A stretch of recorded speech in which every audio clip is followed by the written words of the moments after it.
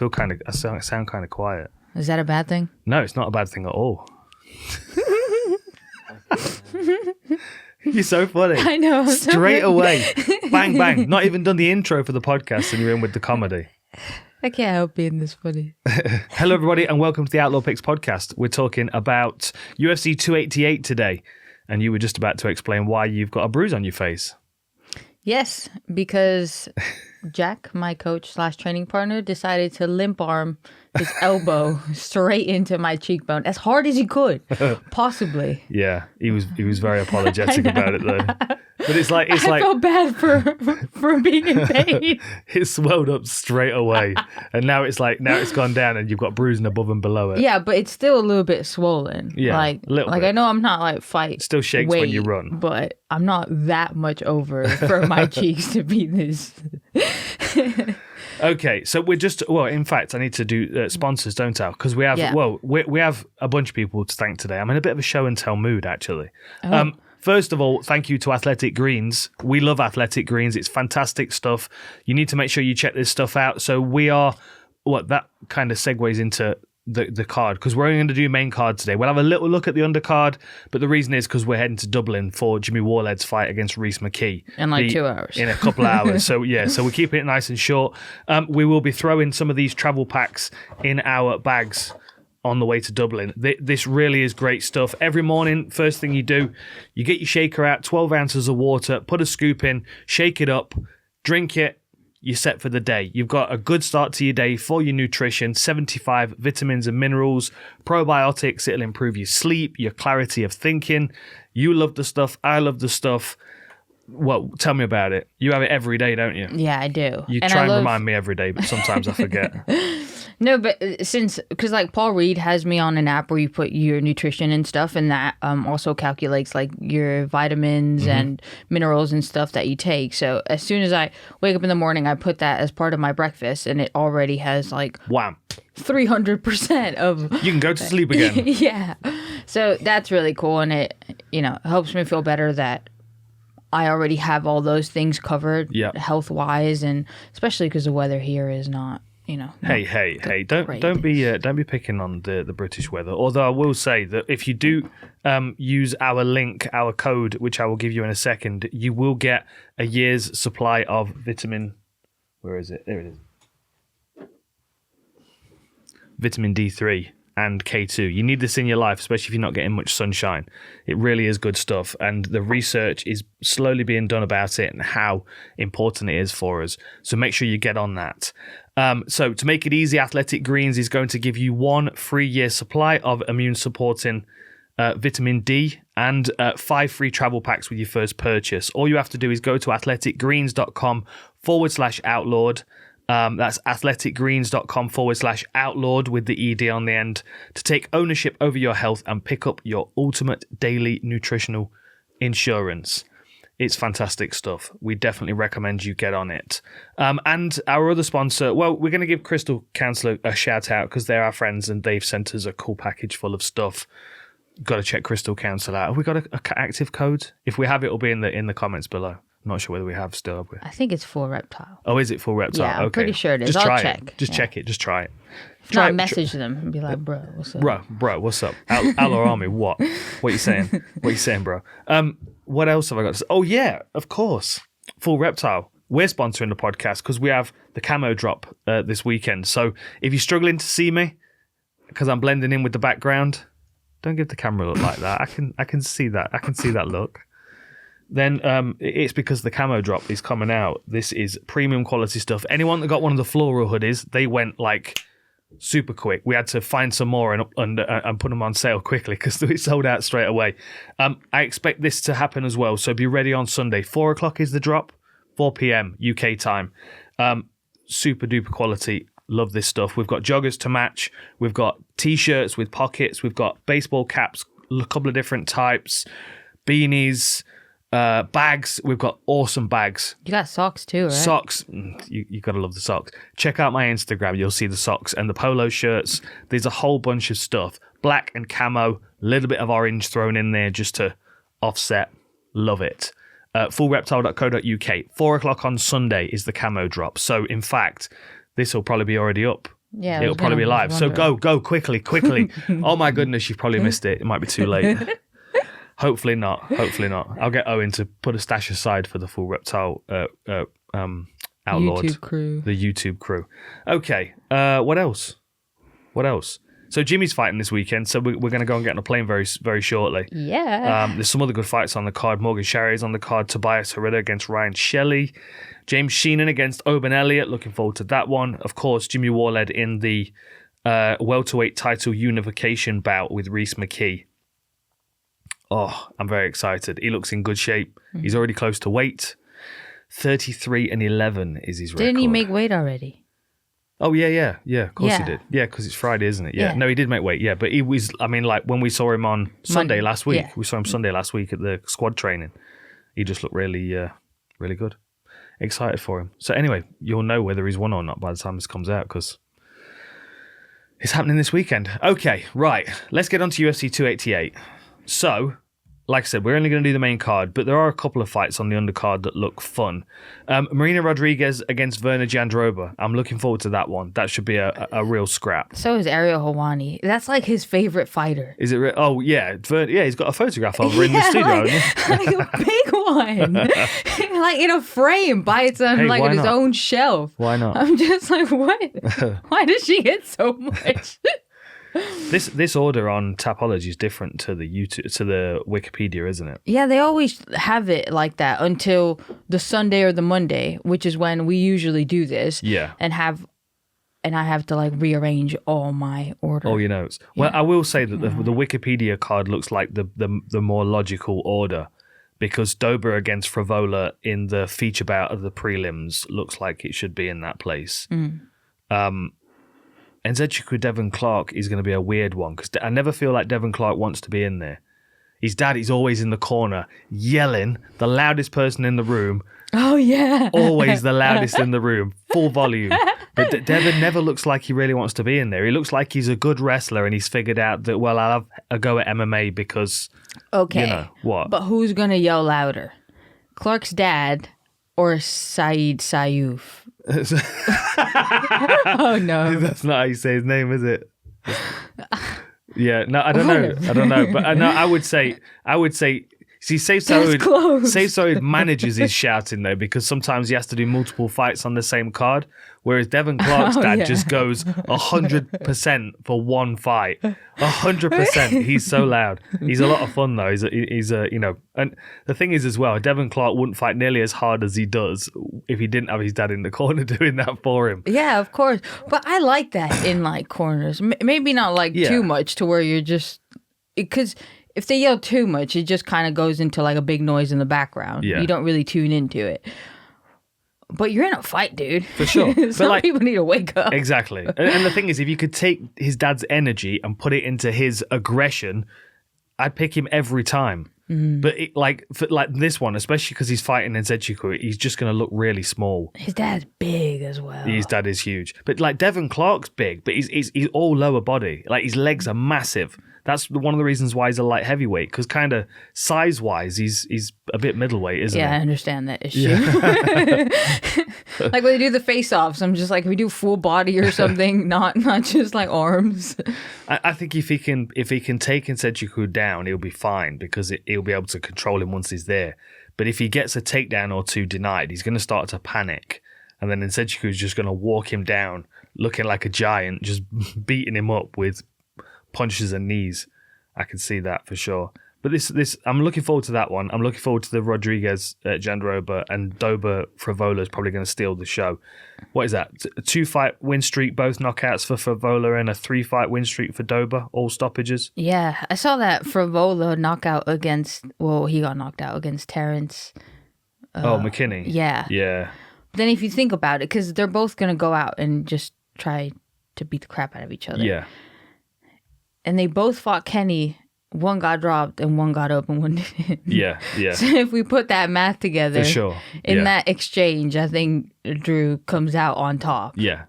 I think he's I think he's technically a better striker, and I think because he's got comparable power, and I think his technique will last longer into the fight as well. Like he's got first, second, and third round stoppages, whereas Frivola's kind of, he's connecting really early and knocking people out quickly, isn't he? Like, what was his last 2 knockouts? 315, 230 in the first. Yeah, he has a wicked left hook. Just Yeah. people go to sleep. I'm looking forward to that one, but I think that might steal the show, to be honest. Because like the main card's quite grappler heavy, isn't it? Yeah. Okay, well let's get started. So the first one, the main card, Kron Gracie against Charles Jourdain. Hang on a minute, where's the card here? What do you reckon? I think it's interesting the 3.5 years out for Kron Gracie after he lost to Cub Swanson. You gotta hope he worked on his striking, right? It was just a bit strange. Like he didn't have he had a realization mid-fight that he couldn't do jiu-jitsu. Does that make sense? Like he couldn't get it into jiu-jitsu, you mean? Couldn't get into that range? Yeah, like because Cub was just like, he kind of out-veteran him. Just, I'm going to move and you're just not going to be able to catch me. But the thing is, with doing that game plan, it's very energy draining. But if you've worked to do that game plan, you're going to be able to execute it. And the other person who didn't think about that game plan is going to be a lot more tired.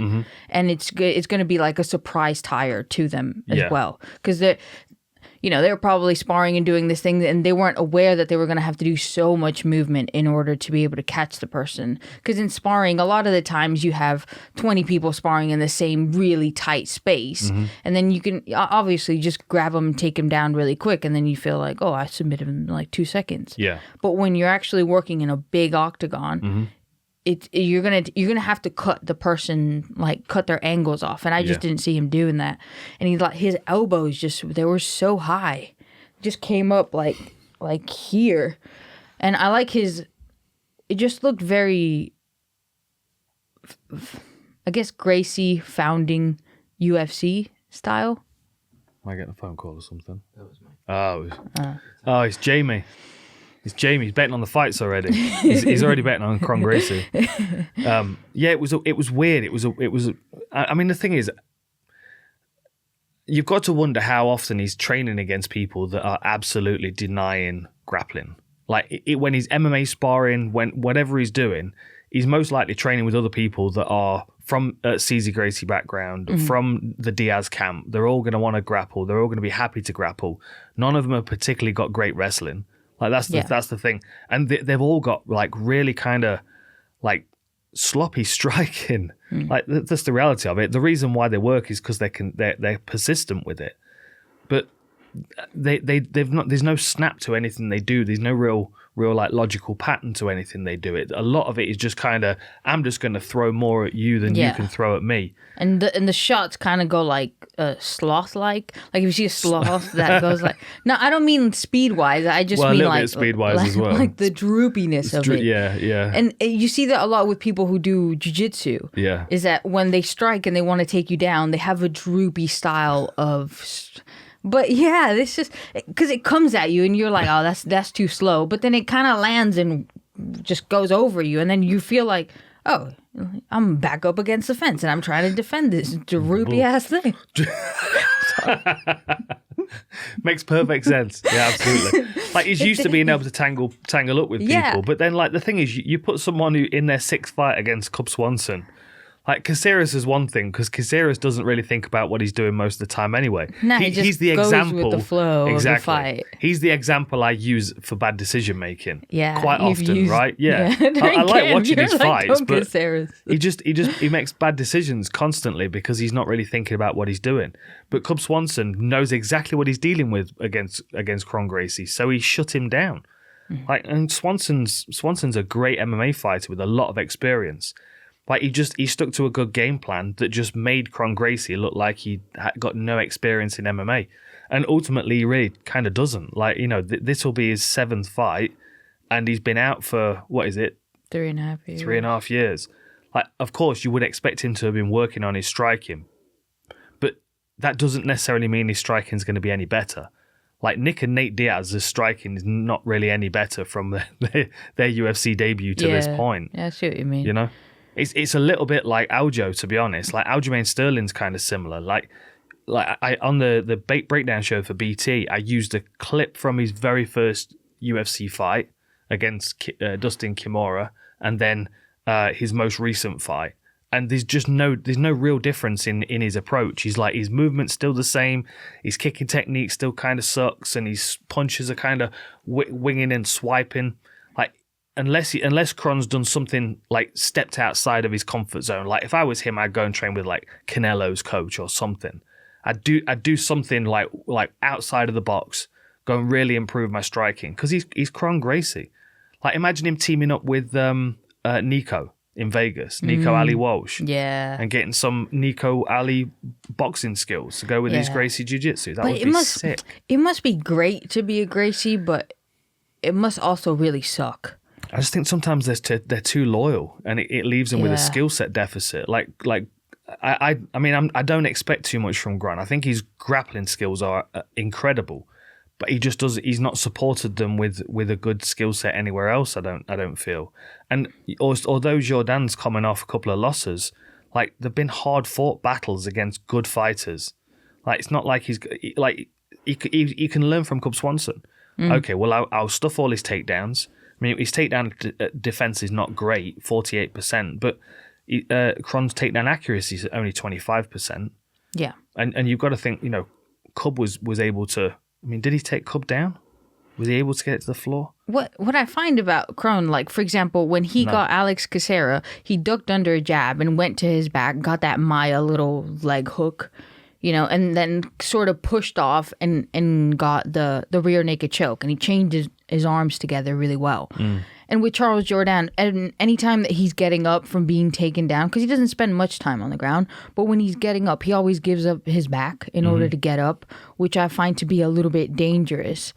I do like the way he mixes up his strike. He's a pretty sick striker that's always kind of pushing a hard pace that if you saw Cub Swanson push a pace, it's just a little bit different though, because Charles Jourdain will be in sort of like in a tie clinch pocket, like half tie clinch, half doing uppercut. And that's where Kron can snatch something and bring it, tangle him up into that, like sloth striking into... Octopus him into the ground. Yeah, for sure. I don't know. Charles Jourdain has a good guillotine, but I mean, Kron is like king guillotine, dude.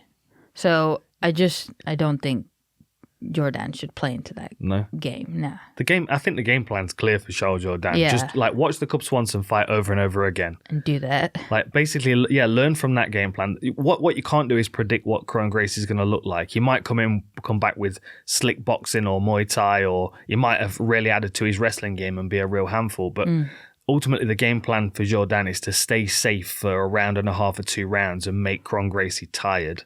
Yeah. Make him work hard for everything he gets, and then start to throw flying knees when he's level changing and dipping his head. And really incorporate those body kicks. Yeah. Oh, yeah. Because he has really good body kicks. And because Kron Gracie's elbows kind of come up so high. Yeah. He does have a nice, Gracie has a nice oblique kick. He comes in like stomping, but like I said, it's kind of like the UFC 95 or whenever that was. I thought UFC 95. No, like 1995 is what I mean. Oh, right, okay. I was going to say. It was like UFC 95 where no one knew what they were doing. Yeah. I mean like back back then where it was just like you were fighting with a gi on. That's what I'm jump in with that lead leg. Exactly. Yeah. Hoist it, yeah, for sure. Yeah, I'm going with Jourdain just because he's been more active and he's got more experience. I never did tell the tape, did I? Let me quick do that. So 5-1 for Kron Gracie, 13-6-1 for Charles Jourdain. Both 5'9", 1 inch reach advantage for Kron Gracie, who's listed as a southpaw. Charles Jourdain does switch his stance quite a lot. High striking output, but only by a little bit for Charles Jourdain. But then you've got to think his striking's more effective than Kron Gracie. All 5 of Kron Gracie's wins are by submission.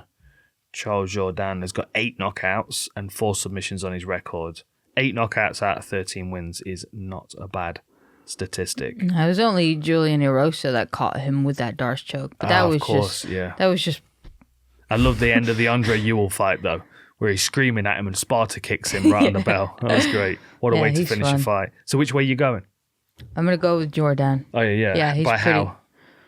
By decision. By decision, Yeah, he's pretty cool. I think he's going to get a TKO finish in the third. That's what I'm going with. Okay, right. Let's move on. Should be a good fight, though. Yeah. Right. Next up is, I kind of feel like this is a bit of a punishment for speaking out. You know what I mean? Don't go on Instagram. Say you got a cold. Don't say it. Don't say it. Don't say you got pressure Bow into down, taking a motherfuckers. fight. Bow down. You got a cold. Bow down. Bow down. So, Bryce Mitchell, bless him, against Movsar Evloev, who's just terrifying. Terrifying. 16-0 for Movsar Evloev, 15-2 for Bryce Mitchell, who's ran into a bit of a rough patch. 3-inch height advantage for Bryce Mitchell, 2-inch reach advantage for Movsar Evloev. What do you reckon? They were originally scheduled to fight, though, in what do you call it? November of 2022. Still a horrible fight, though. Yeah. And Evloev has had quite a few, like, COVID-related things. Like, one fight was canceled. I think 2 fights were canceled due to it. Yeah. Yeah, which I found kind of strange. Yeah. What? Yeah. I won't say that. Whatever, that was a self-edit. I'll find out what it is after the podcast. Movsar's terrifying. I remember, I think I called his debut. I'm pretty sure I called his debut. Yeah, you did. And he'd moved up a weight class. So he was the M1 bantamweight champion. Really formidable fighter. Like choking people out, stopping them, head kick knockouts, lots of rear naked chokes on his record. Then he came into the UFC as a featherweight, fought Sung Woo Choi. I did call that. And he looks even stronger at featherweight than he did at bantamweight. At bantamweight, he was finishing people, but it was like as he stepped up a weight class, the level of opponent stepped up as well. You know what I mean? Yeah. So it was. I just think this. I mean, I couldn't imagine him to be any lower than he is. He already looks. Maybe that's why he's getting sick, because he's so lean. He's like his body fat's ridiculously low. Master of sport in Greco-Roman wrestling, as well as a degree in computer programming and law. Right. Like, this dude will mess you up in all aspects. Yeah, and then I wonder beat what you up came and choke first. you out. Yeah. Yeah. He's very, very good. Now, there have been moments where we've seen him take a few shots. Like, do you remember at the end of the Dawodu fight, where he got caught with a shot and he kind of like waved it off to the crowd, and then he got hit with a few more really good shots at the end of the round. Like, I do think he can. I do think you can get to him. You know, something that Nick Lentz did well in the first round was like take the wrestling to him. Yeah. You know what I mean? Well, Grundy did something similar to that and attacked a lot of submissions. I just don't know. Nick Lentz's neck lengths. He just neck lengths. Yeah, he's on necks all the time. Dude, guillotine from he faked Kimura, went to guillotine, got him in all sorts of guillotine problems, and with Islam Makhachev as well. He's the neck lengths. Evloev, that is the only time I've seen him even come close to a smile, was when he got caught in that guillotine. He was kind of grimacing. Take a photo quickly. That's a smile. That's as close as you're gonna get. Yeah, he was like, like you say, Nick Lentz has got a really, really good guillotine, but he stayed patient. You know, and that's really where his conditioning showed through. I thought in the Nick Lentz fight, but Lentz worked hard. He just wasn't able to outpace him, really, wasn't it? Yeah. And the other thing as well is, I mean, that was a split decision, if I remember right. Yeah. Like, how do you look at the faces at the end of it? Like, you would have had to have scored. I didn't look at the scorecards, but they must have scored around 10-8 for Nick Lentz for the guillotine attempt or something. Because I just don't know how you see that as a split decision when, at the end of the fight, Nick Lentz's face looked like he'd been headbutting a wall, and Evloev was like. Yeah, it depends on how much you classified almost getting a submission. Yeah. So what do you think to Bryce Mitchell's ability to submit Evloev? Okay, so I'm going to give you the scorecards. Oh, go on then. All the judges scored the first round for Lentz, Ben Cartledge, Eric Collon, and Paul Sutherland. All 10-9? All 10-9. Yeah. Yes. Ben Cartledge and Paul Sutherland scored second and third round for Movsar. Yeah. And then Eric Collins scored the second round for Lentz. That's why it was a split. Okay. Oh, interesting. I have I to don't watch think that that second was, round yeah, again. that far off. No, not too bad. It's just, I feel like it's because Evloev. Just call him Movsar. Yeah, Movsar. He just targets the same spot every time. You know what I mean? Like, he finds a cut and he just keeps going, especially like for that. He's a computer programmer, isn't he? I mean, he's doing the analysis live in the moment. But his jab, he just seems to target the same spot and just keep hitting it. It's not like I'm throwing a jab out there to setting anything up. He's just looking at where you are and just tries to hit the same spot over and over again, which makes it look, like really bad. So the question is, what was that bang? So the question is, do you think that Bryce Mitchell is going to have the submission ability to be able to submit Movsar Evloev? Because I don't think he's going to be able to stop him taking him down. I feel like Movsar wins the grappling exchange, and I feel like if it stays striking for long enough, I don't know actually, because he does get hit quite a bit.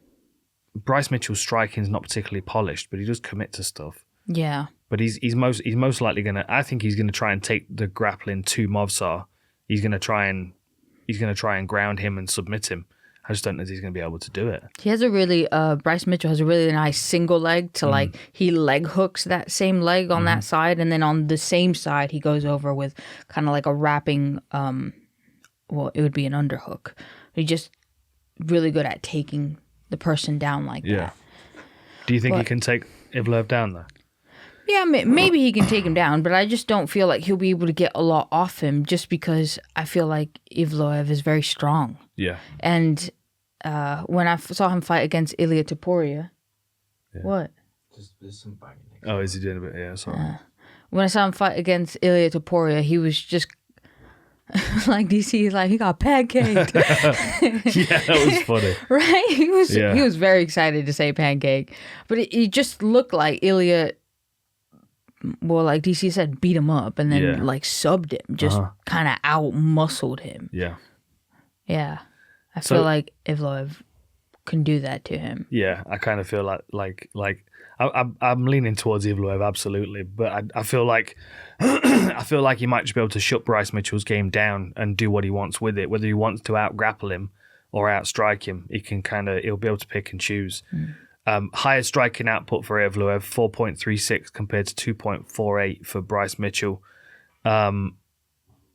What else? More strikes absorbed per minute, but that was probably the Nick Lentz fight. But he doesn't seem to take damage very much, does he, Evloev? No. He wears it well. Yeah, he does. Maybe because he just doesn't have much of a facial expression. That's very true, yeah. Takedown accuracy, 50% compared to 44% for Bryce Mitchell, but then takedown defense, 71% for Evloev compared to 33% for Bryce Mitchell. But then, of course, Bryce has got 1.7 for sub-average compared to 0.3. I don't know, the moments that he was tangled up in guillotines against Nick Lentz make me think that Bryce Mitchell can absolutely catch him, but the fact that Nick Lentz wasn't able to makes me think that Bryce Mitchell's probably not going to be able to. And he might be so close that he might try with everything he's got and gas himself out, and Evloev beats him by decision. Like, Nick Lentz looks... Like, if that dude got you in a guillotine, he's got to squeeze, off. Yeah, for sure. And I just don't body type. I don't see the same from Bryce Mitchell. And sometimes when you're going against somebody with jiu-jitsu, like if they have a sort of neck choke, then there's not really much you can do about it. But sometimes for some submissions, you need to have a little bit of power explosiveness to really finish it in an MMA UFC fight where there's sweat and and there's a lot hanging on. Like in a gym, you definitely tap. A lot of tough guys in MMA as well. You know what I mean? Like Movsar's tough. You know what I mean? There'll be people that would tap to that guillotine. Exactly. But in the gym, you tap to that guillotine for sure. You just be like, okay, you got me. Let's go again. Yeah. But in a UFC fight, you're just like, break it. I don't care. Yeah, for sure. So which way you go? Yeah, Evloev. Yeah? What, by finish or by decision? Decision, yeah. I'm kind of feeling the same thing. I'm interested to see how the grappling matches up though. And I think it will be a grappling heavy fight, just like I think the first one will be if Kron Gracie gets his way. this next one, I think, is most likely going to be a kickboxing match, though. Do you not think? Andrade against Yan Xioanan? Yeah. So, Yan Xiaonan's very quick. She's got very clean striking. She's good at staying on the outside and bap, bap, bap, bap, bap, bap, on the outside, like, constantly. But Andrade, of course, is very, very good at closing distance aggressively, tight, wades herself into range, and then starts opening up with big shots. My question is whether Yan Xiaonan can deal with that pressure from someone as powerful as Jessica Andrade. Because, like, I mean, I look back at who she's fought, and I don't feel like she's fought anybody that will, like, Esparza's going to wrestle her. Rodriguez is long and rangy. Dern is not, like, physically imposing. She's more kind of, sloth jiu-jitsu kind of style. You know what I mean? It's not like like whereas Andrade is going to bully her and pick her up and slam her if she can get her hands on her and stuff. Let me quick do teletape, and then I want to have a look at their record. So 24-10 for Jessica Andrade, 16-3 with 1 no contest for Yan Xiaonan. Xiaonan has a 4-inch height advantage, but only a 1-inch reach advantage. Higher striking output for Andrade, higher striking accuracy, more strikes absorbed per minute, but better striking defense. But of course, her level of opposition has been across weight classes and of a very high level. More takedowns average per 15 minutes, of course, for Andrade, 2.6 with an accuracy of 54%. Both got a good takedown offense, though, 73% for Andrade and 70% for Yan Xiaonan. So what are you thinking? How are you seeing this? Well, I don't like how short, not like short notice, but yeah, I don't like how quick of a turnaround Jessica Andrade is doing. Yeah, so her last fight was February 18th. Yeah, so a month and 6 days ago from today. And then, like, she looked great against Lauren Murphy, took that fight, and against Erin Blanchfield, I just don't feel like she looked that much herself. Mm-hmm. Like in the first round, I thought she didn't look like she looked against Lauren Murphy, for example. Yeah. I feel like she kind of took it because she's like, well, I'm a shape, whatever. I don't have to cut that much. Let's just go. Because Andrade is like, she's quite a bit shorter than me. Yeah. So I think she struggles to make 115 because of how much muscle she has, but not that much 125. That would be like an easy weight cut for her. And just in that fight, I just didn't really feel like, I felt like she was doing things that she normally does. Like, she was aggressive, she was throwing hooks and stuff. But when the fight got to the ground, she was just kind of a bit delayed with her response. And it wasn't a response for a hungry Andrade. And that's something that I've noticed between her and some of the fights. Like, some fights, for example, when she fought Karolina Kowalkiewicz. Yes.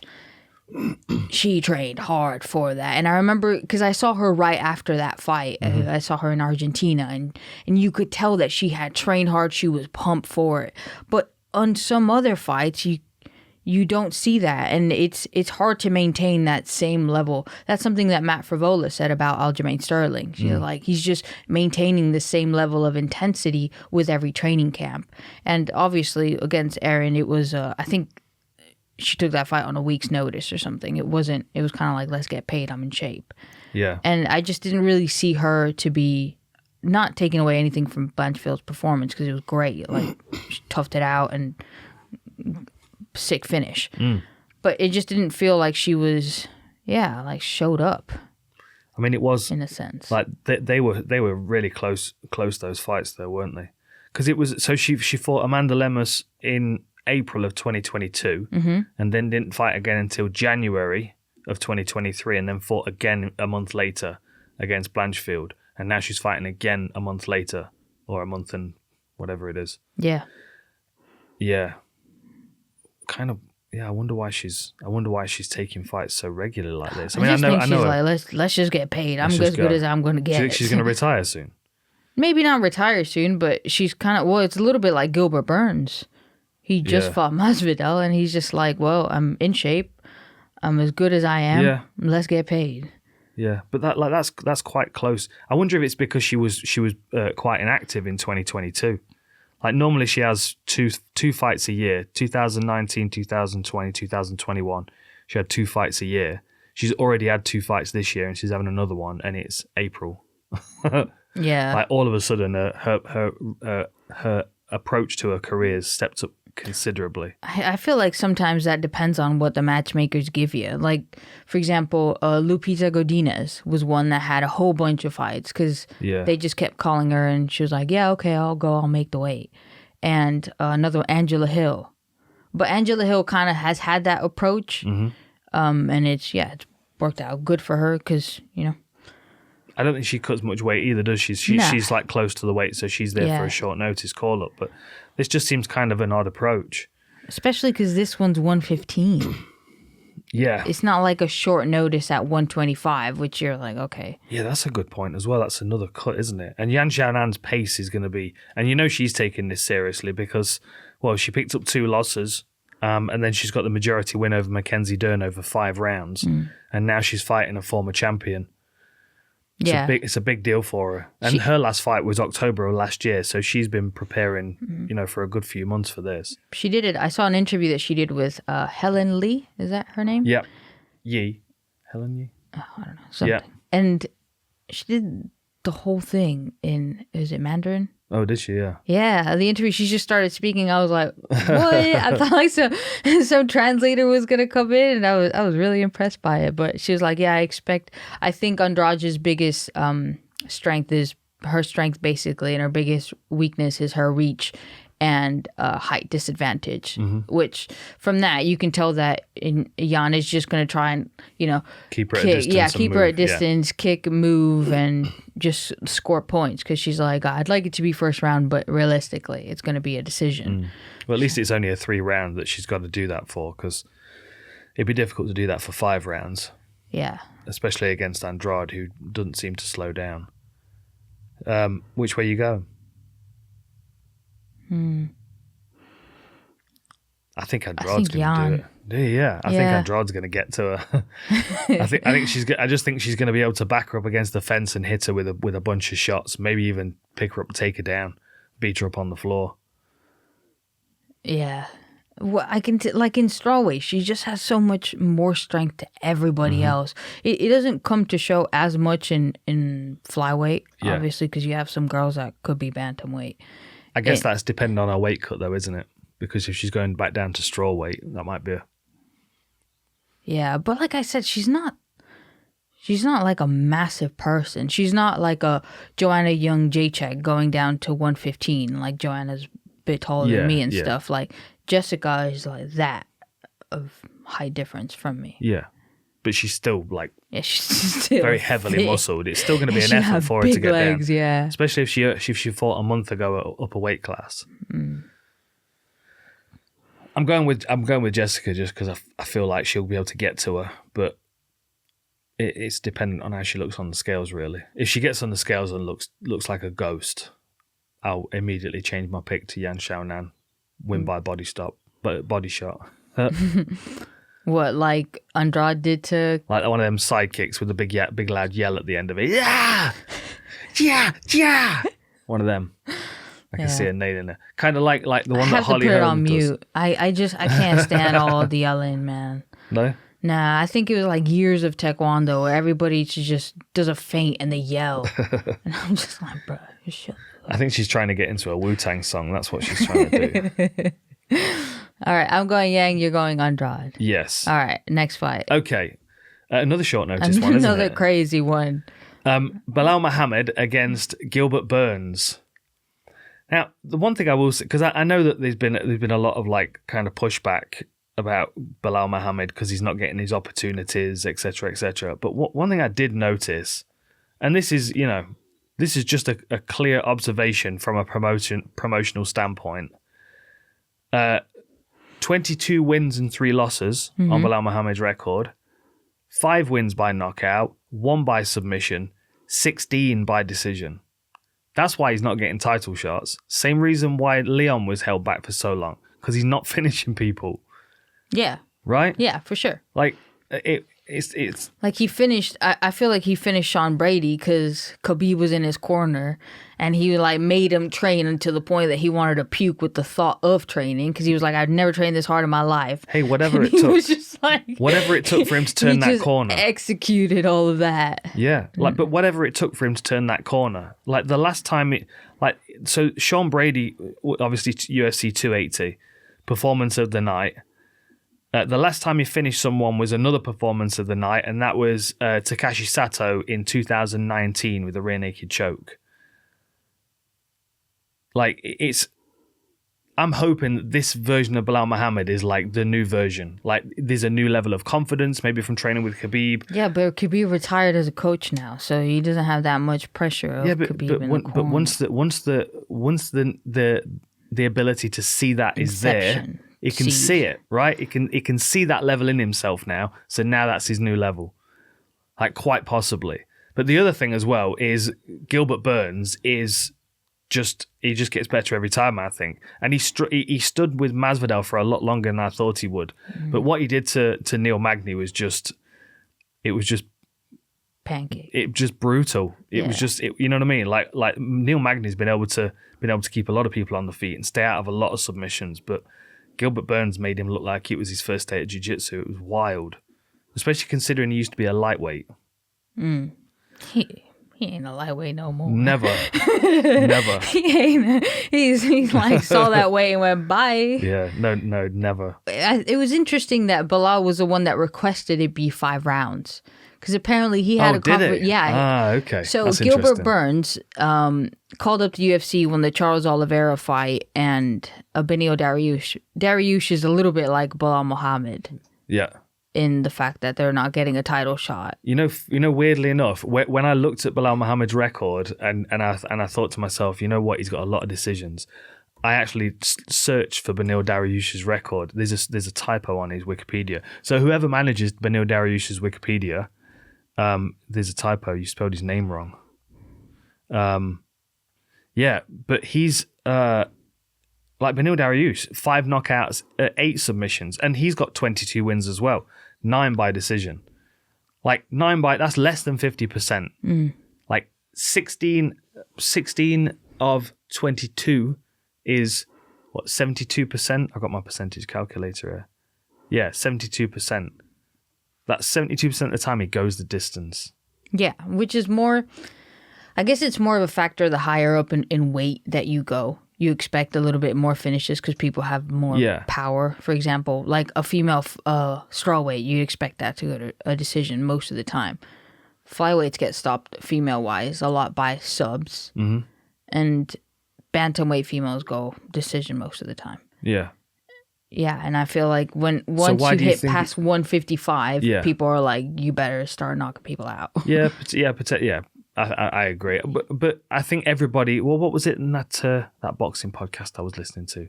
Over like 200. Every person over 200 pounds has the ability to knock anybody else out, which of course is like an observation from like the early 1900s. But I wonder how true that is on a physiological basis. Like Belal Muhammad should be able to knock people out more consistently, especially with the amount he lands. He's not like he's small for the weight class. No, but it's not like he punches like a striker. He punches like a wrestler that has learned to hit pads in order to get in the way, like, to set up his takedowns. He punches up like that. So why do you think he asked for it over 5 rounds? Do you think he's expecting to lose the first couple of rounds and then Gilbert gets tired? Yeah, like I just outwork him, outpace him, kind of like he did to Sean Brady. He's like, well, you punch. But that was second round, wasn't it? That was second round, but that was clearly his game plan because if you remember Sean Brady against Michael Chiesa in the 3rd round, he completely gassed out. Yeah. And Belal Muhammad's thing going in there was, I'm just going to put pressure on you over and over and over again. Yeah, but that's the other thing as well. And that's because I went back and watched the Vicente Luque fight, the second one. Because that's 5 5s. Mm-hmm. And the reason why he was successful in that fight is because he kept level changing off the fence and driving him across the cage. But that's not an option that he's got against Gilbert Burns. So if Burns is quite happy to stand and strike with him like he was against Masvidal, and he starts to back him up against the fence, then like what are Belal's options there? Because he's not going to try and take Burns down, surely. Yeah. Or maybe it's to grab him and turn him and hold him against the fence and stomp on his feet. It might be a really, really slow night of 25 minutes of foot stomps And Gilbert Burns looking up at the clock and looking at the referee like, yeah, but oh, that'd be frustrating. it would be, but not nowadays, but yeah, a little bit nowadays. It's about the win that you get on your record, because there's so many fights that happen every weekend that people forget that fight. If you have like one or two that are a little bit boring, but this is the thing. Like I think because fighters don't fight very regularly, people's recollection of their fights isn't that good. So they just they gravitate towards this like kind of overall feeling that they get. So, like, when people think of Belal Muhammad, they always see him win by decision. Do you know what I mean? It's like the kind of overall feeling is his opponent's, like, tired and he's in front of him just kind of prodding him in the face over and over again and wrestling him and then prodding him. And, do you know what I mean? It's like that, like, when I think of Belal Muhammad, I don't necessarily think of the specific ending of the Sean Brady fight, which was really cool. I tend to think of his fight against Lima or Good or Damian Maia. Do you know what I mean? Where it's like it's just like a steady managed pace where he's able to outpoint his opponents. Yeah. And which doesn't thrill me, to be honest. But I'm a big fan of Gilbert Burns' style because he's wild. But he does get discouraged. That's my concern with Burns. But not now. No? No, I feel like sometimes fighters get discouraged, depends on how they are with themselves in their lives, you know? Like I said, fighters don't fight often. Are they always motivated in that camp? We don't really know. That's what makes it interesting. But Gilbert Burns just beat Masvidal. Yeah, but what if he can't take Belal Muhammad down though? Like what happens? Yeah, he can outstrike Belal Muhammad though. Can he? I think so. Yeah. What if he tries so hard to take him down and he can't, and then panic sets in because he realizes now he has to strike, and then Belal Muhammad gets this surge of confidence because he's like, oh, now he's got to strike with me, and then he starts walking him down and peppering him. Yeah, but if Masvidal didn't outstrike Gilbert Burns, poke him in the eyes. That's what Burns is going to do. He's going in the eyes. But if he was comfortable enough to strike with Masvidal, he's going to be comfortable enough to strike with Belal Muhammad. For sure, but what the point I'm making is that in the Masvidal fight, he was comfortable to strike with him because he chose to strike with him, right? If he chooses to take Belal Muhammad down and fails, first of all, he's burnt the energy trying to take him down. Second of all, there's going to be anxiety setting in because he now realizes that he can't take him down. So then he has to start striking after having expended energy and anxiety trying to take him down. Because Belal Muhammad's takedown defense is 92%. Like that's really, really strong. Yeah. So you can imagine him, like, that's another reason why I think he might be thinking 5 rounds suits him better, because Burns is probably going to be pushing him and trying to take him down and hit him in the first couple of rounds, and Muhammad's just going to hang back and defend, keep the fight standing. You know what I mean? Like, use those first couple of rounds defensively to wear Burns down, and then take the 3rd, 4th, and 5th. Yeah, I think a fight with Belal and Colby would be interesting, just because they kind of keep the same, just high output at you all the time. Where you in the moments where fighters find those openings to breathe and take a bit and kind of recuperate to go again, they don't allow you to have that, and they know that that's their fortitude, and you might be better at them, you know. Technique for technique, but you just can't keep that up. I'm still going for Burns. Yeah, me too. Burns. Me too. Okay, main event. Come on, Durinho. Yeah. Right. Aljamain Sterling against Henry Cejudo for the bantamweight title. The former champion taking on the current champion. I've done a war room on this. Make sure you check it out, which is sponsored by Raid, which I meant to mention as well. Because people, like, I always do the war room reads on my own, because obviously I'm doing the war room. So I'm doing this read, and then I keep seeing comments, and people are going, yeah, no, you don't play that game. You absolutely don't play that game. He does. So, yeah, so now to back me up, I play this game. I've had people ask me if you actually play the game. Well, I guess a bunch of people do the reads. He's made his sister sit and see all his champions. She needed to know. She needed to know. I'm preparing her. I'm preparing her for the later versions of motherhood, which she's going to be experiencing. She's trying to see that. This is what it's like. This is what it's like to have a 10-year-old. Listen to me. Mommy,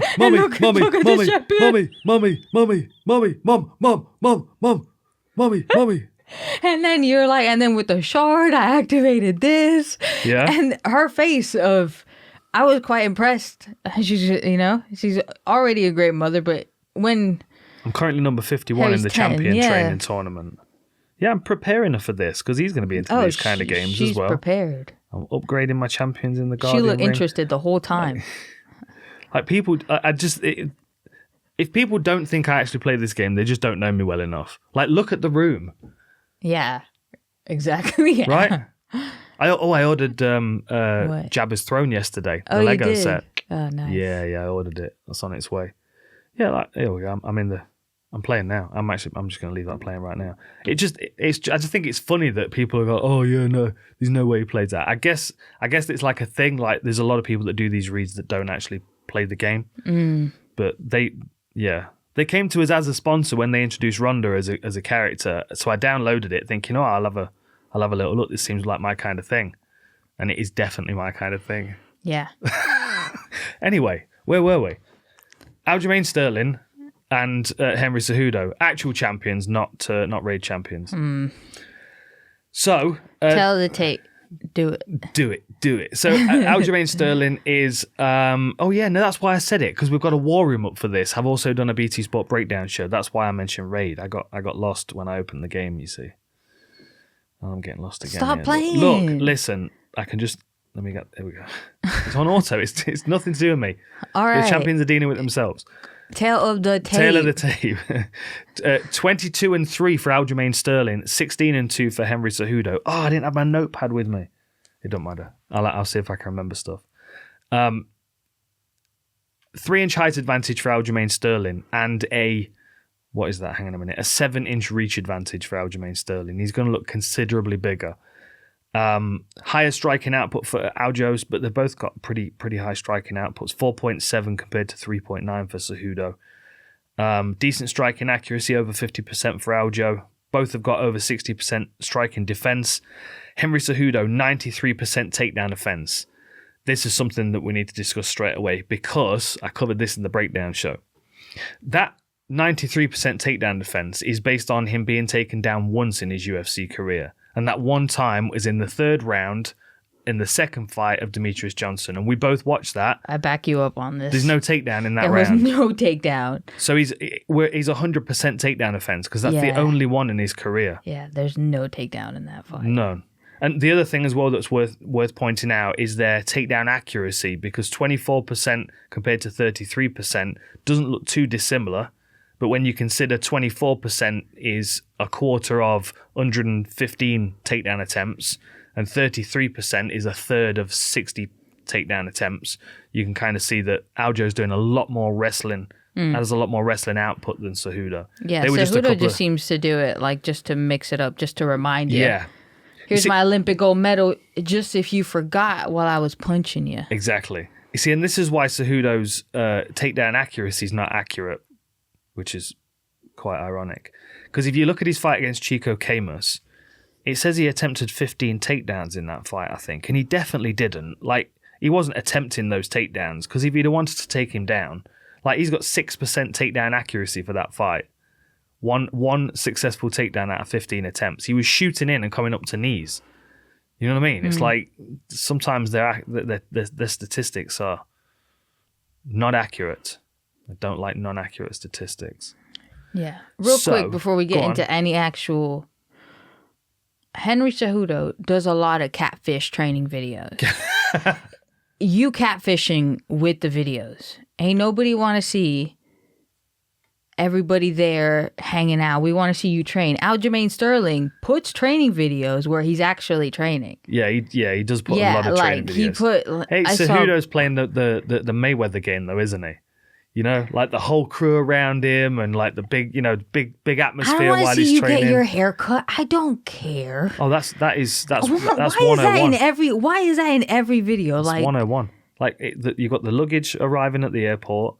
You've got, I mean, it's standard. You've got to. Why? Drive it slow motion, women, driving in a car. They're getting their nails painted. I don't care. They can't just put training all the time.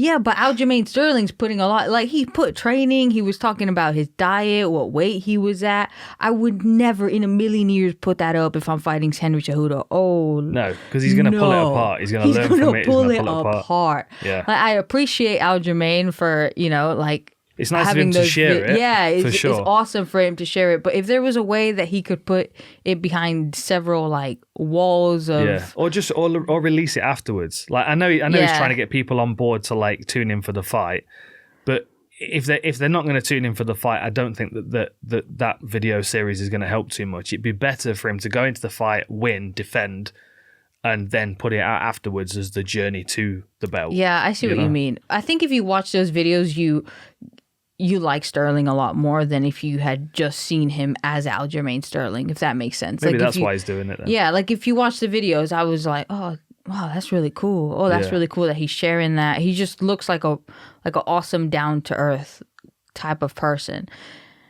And Henry Cejudo's coach, oh my goodness, on his, I screenshotted it because he has these glasses.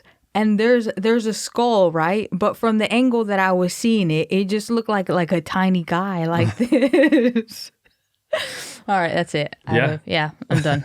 I got it out. I got it out of my system. Last thing. Oh, no, you haven't got it out of your system. During these videos, Henry had a giant cut under his left eye that looked like it had stitches on. Really? Yes.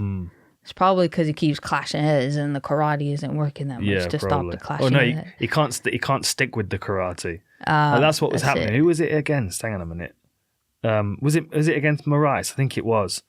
Where he was I can't remember. Was it Pettis? He was a little bit karate, like he was against Wilson Hayes, and then he'd kind of lose his composure and start getting into scraps. It was Bryce. Yeah. It was every time he got kicked in the leg, he'd lose his karate style, and then he'd no, come on, karate, we're sticking with it. Yeah. I saw him in those sort of embedded videos that he was doing by himself, that he was working, that machine that Paul had me do the squats for explosion and stuff. They had him in a karate stance, and he would just kind of that, split return type of thing. And that was cool. He did show some more of strength conditioning type thing, but definitely no game plan. No. It was a lot of Hollywood angle changes and stuff. And it's good that he's been working with DJ. That's exciting. Yes. Because that's going to keep his work rate up. And the also thing his is as well, brain thinking, because DJ I think is for sure one of the best there is. Yeah, definitely. The one thing I didn't like about those videos, the Aljamain Sterling ones, was the footage of him, and I think they did this in the Countdown show as well. It was footage of him hitting pads in someone's garage that has got mats on the floor and walls. Yeah. And he was sweated up and he was exhausted, and he was just hitting pads. He was just doing reps, and it was just bad technique. It was just train to exhaustion. Kick. You know what I mean? Yeah, and he was talking about using the 16-ounce glove because he had a problem with his wrist. Right. And then he used a 16-ounce glove, and he was like, oh, it's great because it also gives you a shoulder burn workout. Which in my head, I'm like, yeah, I get what you're saying, but I'd rather do shoulder workouts and not do it till I get really tired and then I start getting sloppy with the punches.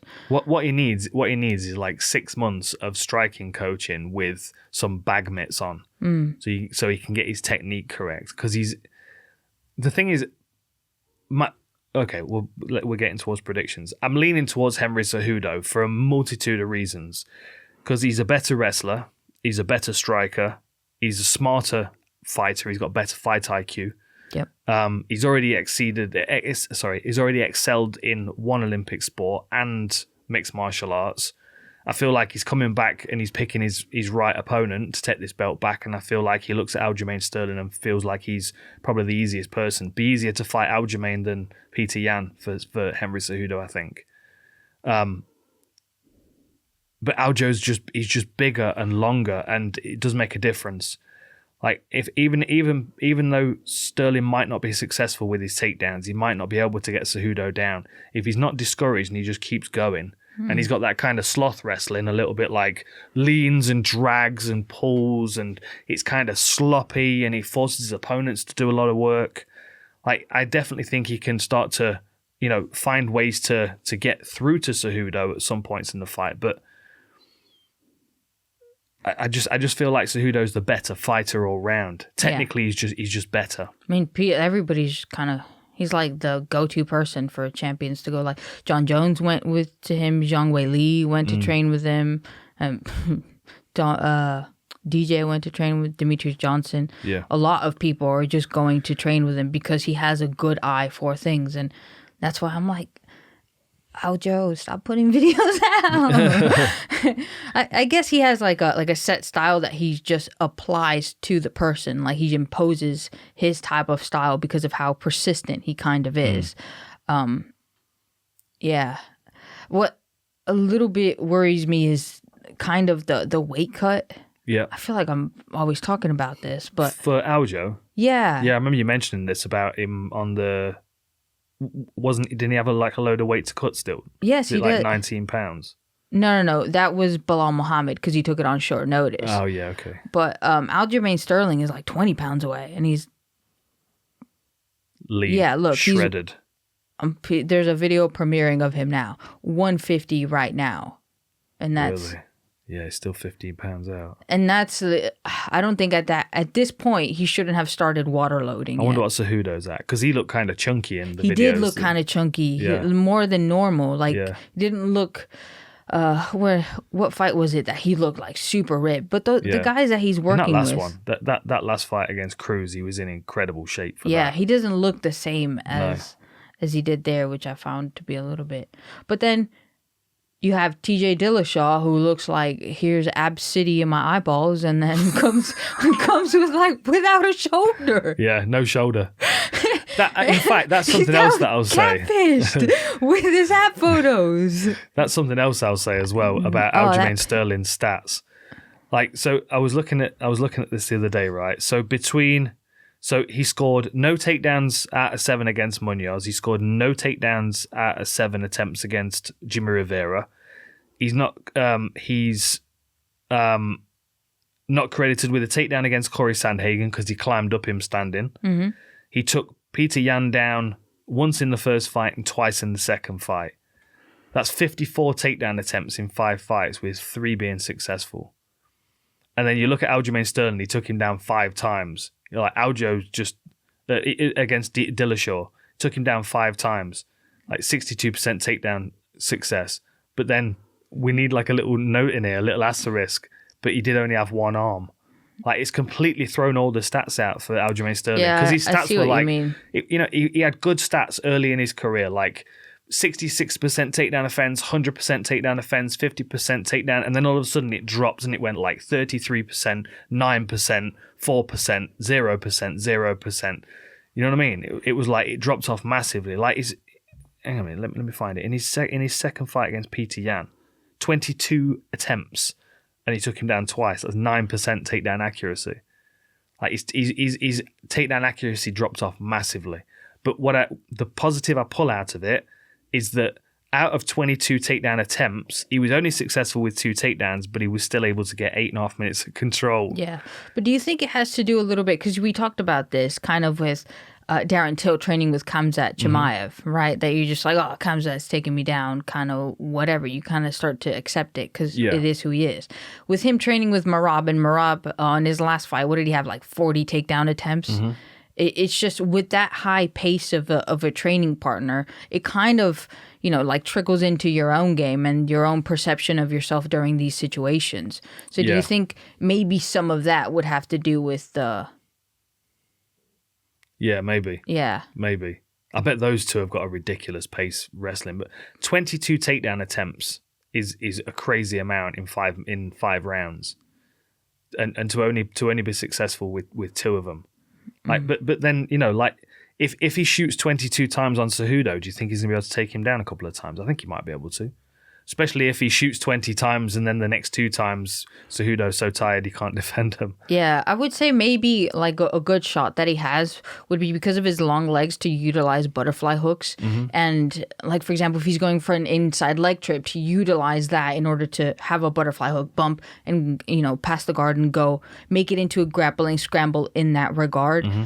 But it's going to be really difficult because when I see Henry Cejudo do those leg takedowns, unlike most people that have accomplished the takedown, he he lowers his hips and he keeps, he kind of kills those butterfly hooks automatically with his posture. And it's just kind of like those little things that you're like, oh, hey, why did it work here and not there? And it's like, this person's hip was 1 inch, like lower. So which way you going? I don't want to pick against Aljamain Sterling again because I feel like I didn't. So pick Aljamain Sterling. I'm picking Henry Cejudo, so I'm quite happy with you picking Aljamain Sterling. I can see Aljamain Sterling winning, but I kind of can't pick against Henry Cejudo because I just feel like he's technically just better. And the thing that might swing it, and we were chatting about this in the van, the thing that might swing it is the size difference. Like Cejudo for sure shouldn't be fighting at flyweight anymore. Because like if you look at his earlier fights, he was a flyweight in the beginning, and then he had a couple of fights. Let me go back. He had a couple of fights. So first fight as a pro was a bantamweight. And in fact, he had 3. Yes, he's always been a bantamweight. He fought in flyweight before he was in the UFC. Then he came in at bantamweight. Yeah, he's just not that meant to be that small, but it doesn't make it's the same with it's just it's the same with Andrade, isn't it? Yeah, like he's heavily muscled. Like Aljamain Sterling's heavily muscled for his frame, especially compared to how he used to be in his early UFC career. But he's still long. You know what I mean? He's got like there's no way he could make flyweight. You know what I mean? Yeah. And I just feel like that could be a difference. Like his conditioning and his size, his reach. If he does what he did to Pedro Munoz and to Jimmy Rivera, and is able to just keep him on the outside, flustered, just keep swiping at him with his hands and with that front kick that he uses all the time. Yeah, definitely he can beat him. I just see so many different ways for Henry Cejudo to be better than him, though. Yeah. I don't know. Well, you've got to pick. That's the whole point in the show. Yeah. I mean, he's put up so much videos. And there's one now where he's training with Henry Cejudo's old wrestling like training partner and stuff. And yeah. And I wonder if Henry came back because he's like, oh, this is the right opponent. This is the guy. Same as what GSP did with Bisping. Sorry, Michael, but GSP ain't coming back when Luke Rockhold's the champion because he's too big, too strong. Yeah.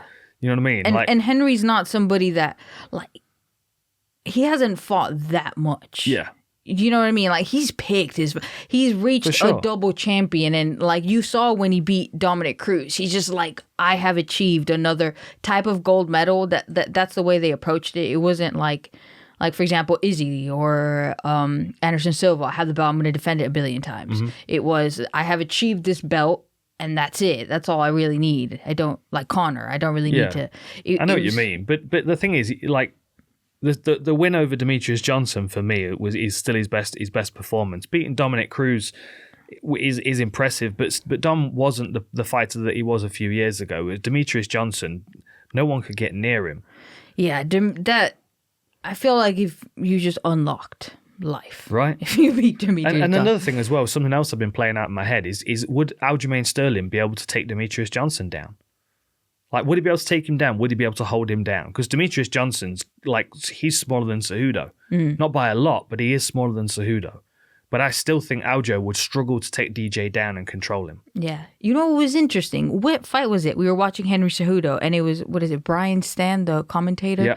And he was talking about what you really want against Henry is somebody who can, without taking him down, kind of wrap himself around and get to the back. Yeah. And now we see this fight. Which is exactly what because that was one of the other playlists I put in the BT Breakdown show was what are his options if he can't take Cejudo down. And then you've got, of course, the Sandhagen rear naked choke, but you've also got that Suluo stretch against Cody Stamann. Yeah. As he was sliding off his back, was able to collapse his base down.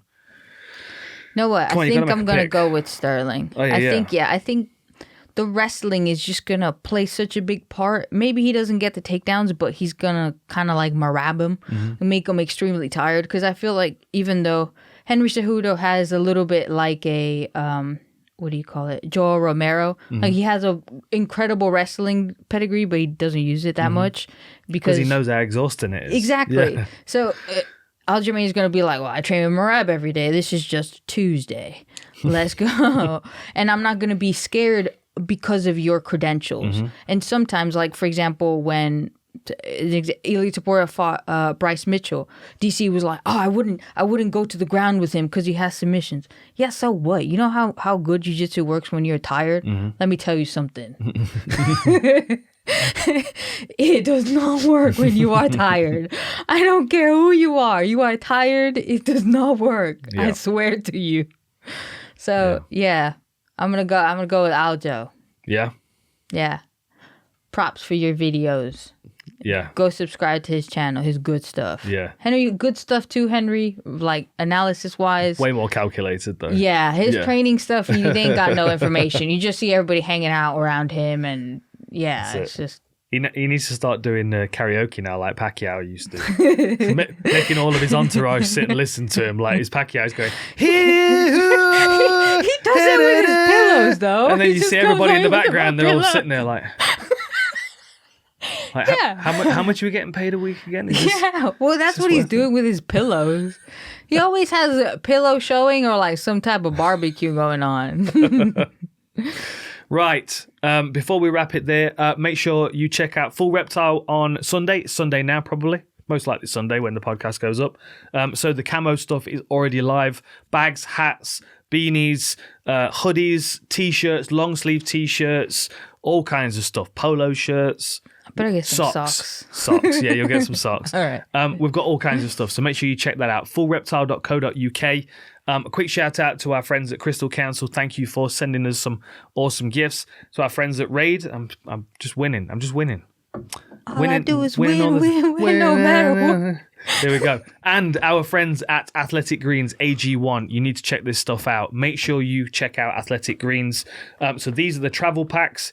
And if you use our code, so if you go to athleticgreens.com/outlawed, you'll get 5 of the free travel packs so you can throw them in your bag in case you forget to take your supplements in the morning. And you'll also get a year's free supply of vitamin D3 and K2. athleticgreens.com/outlawed. Thank you very much. Thank you, my love.